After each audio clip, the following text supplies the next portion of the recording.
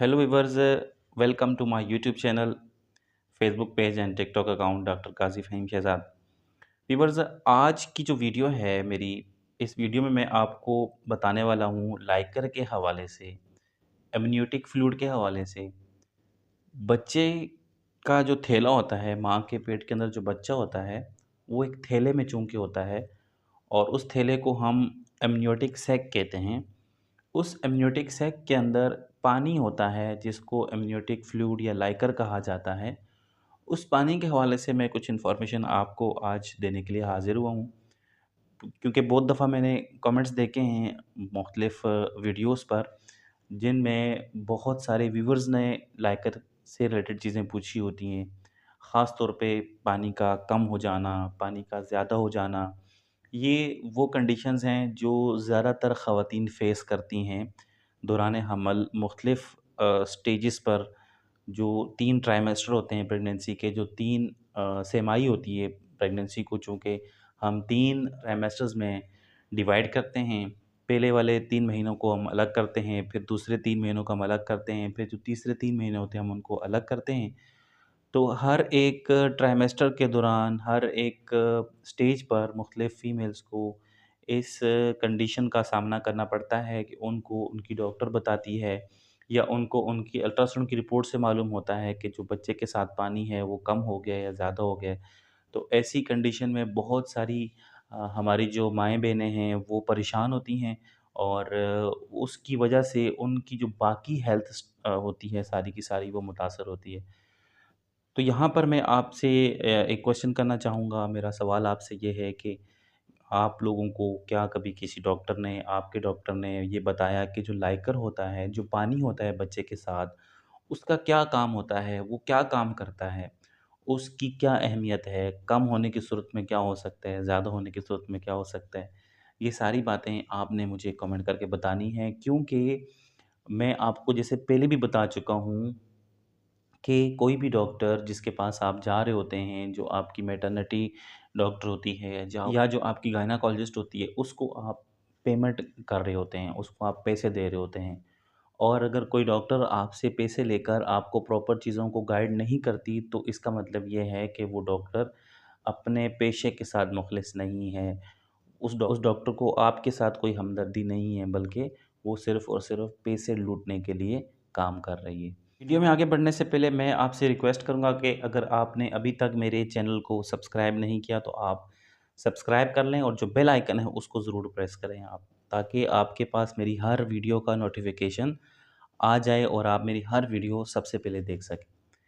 अच्छा, अगर हम बात करें ये पानी की, जैसे मैंने बताया हम इसको अम्नियोटिक फ्लूइड और लाइकर दोनों ही टर्म इसके लिए इस्तेमाल करते हैं हम।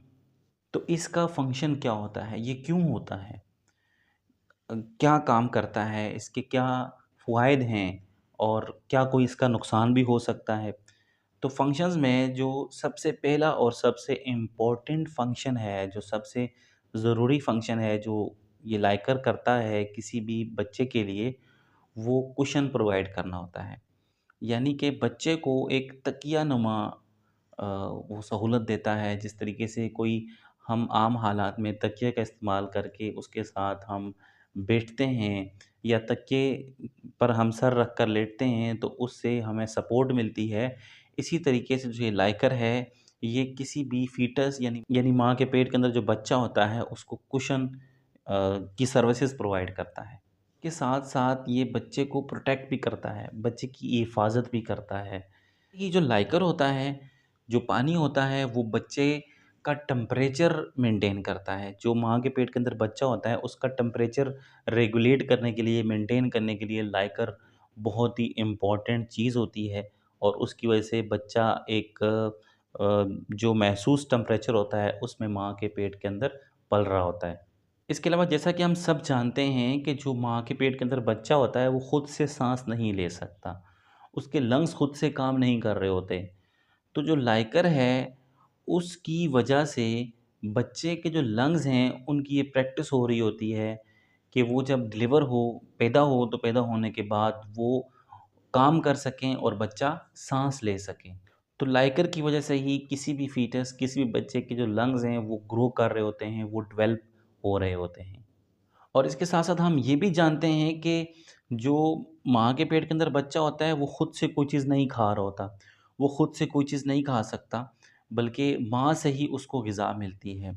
तो जो ये लाइकर है, इसको बच्चा खाता है, इसको बच्चा पीता है और इसकी वजह से जो बच्चे का डाइजेस्टिव सिस्टम है, जो निज़ाम-ए-इंहज़ाम होता है, जो खाना हज़म होने का निज़ाम होता है, वो डेवलप हो रहा होता है, वो स्ट्रॉन्ग हो रहा होता है। उसके अंदर जो फ़ंक्शन करने की, जो काम करने की सलाहियत होती है, वो बन रही होती है कि जैसे ही बच्चा डिलीवर हो, फ़ौरी तौर पर उसको ग़िज़ा हज़म होने में कोई प्रॉब्लम ना हो। इसके अलावा हम ये बात भी जानते हैं कि जैसे बहुत सारे डॉक्टर्स हमें रिकमेंड करते हैं एक्सरसाइज़ के लिए कि जो पानी है, जो स्विमिंग पूल होते हैं, वो बहुत ही बेस्ट होते हैं एक्सरसाइज़ करने के लिए। अगर कोई शख़्स स्विमिंग पूल के अंदर एक्सरसाइज़ करता है तो उसकी जो फ़िज़िकल कंडीशन होती है वो बहुत अच्छी हो जाती है। ऐसे ही जो लाइकर होता है, जो पानी होता है, उसके अंदर ये फ़ीटस, ये बच्चा भी मूव कर रहा होता है। इसकी मूवमेंट की वजह से क्या होता है कि इसके मसल्स डेवलप होते हैं, इसके मसल्स आप समझें कि मज़बूत हो रहे होते हैं, इसकी हड्डियाँ जो है वो मज़बूत हो रही होती हैं और बाकायदा तौर पर बच्चे की फ़िज़िकल कंडीशन ऐसी हो रही होती है कि वो पैदा होने के बाद सर्वाइव कर सके। अगर हम बात करें लेवल ऑफ एम्नियोटिक फ्लूइड की, मतलब कितना एम्नियोटिक फ्लूइड होना चाहिए, कितना पानी होना चाहिए, तो बहुत सारी गायनाकोलॉजिस्ट जो हैं वो फिज़िकल एग्ज़ाम करके यानी ऊपर से ही चेक करके बता देती हैं कि पानी कम है या पानी ज़्यादा है।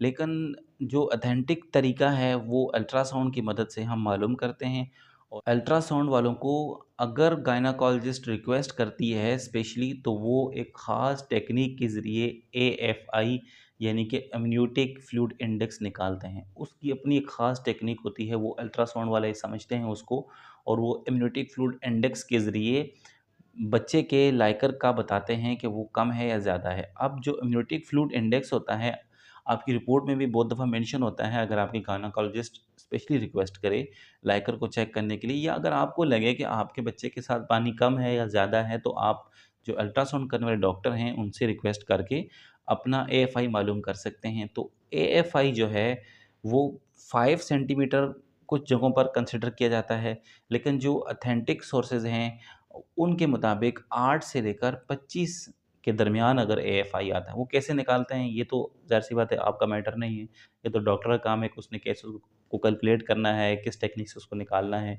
तो 8 से 25 सेंटीमीटर के दरमियान अगर लाइकर आता है तो हम उसको नॉर्मल कंसिडर करते हैं। लेकिन फिर भी ये डिपेंड करता है कौन से मंथ की प्रेगनेंसी चल रही है। इसकी वेरिएशन हो सकती हैं, ऊपर-नीचे जा सकता है। लेकिन अगर ये 8 से कम होता है और 25 से ज़्यादा होता है किसी भी स्टेज पर, किसी भी मंथ में, तो फिर आपको लाज़मी तौर पर इसके लिए अच्छी-सी गायनेकोलॉजिस्ट के साथ कंसल्ट करना चाहिए, ताकि इसको देखा जा सके कि इसका लेवल कम या ज़्यादा तो नहीं हो रहा। अब मैं आपको बताऊँगा कि इसका लेवल कम या ज़्यादा हो तो क्या कॉम्प्लिकेशन हो सकती हैं, क्या प्रॉब्लम्स हो सकती हैं। वैसे तो ये हर एक फ़ीमेल पर डिपेंड करता है, हर एक इंडिविजुअल पे डिपेंड करता है कि उसके अंदर मुख़्तलिफ़ किस्म की कॉम्प्लिकेशन हों।